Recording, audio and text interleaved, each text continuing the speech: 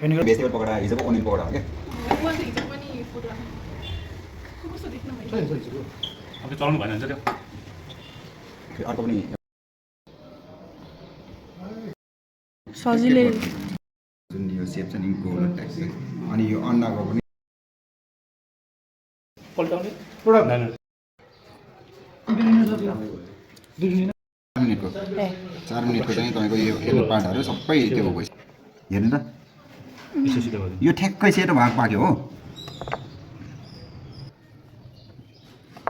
यो ठ्याक्क मात्र भित्र पनि ठिक्क मात्र पाकेको छ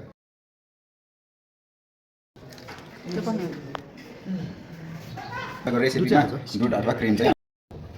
यो चाहिँ कति टाइम लाग्छ पार्नु सक्यो यति अलिकति ठुलो चाहिँ दाड भएको भए चाहिँ ठ्याक्कै हुन्छ खै त्यो ब्रेड खोइ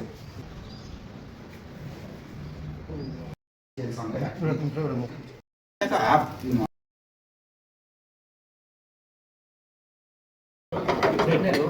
हाफ कुक भएको बेला टर्न गर्ने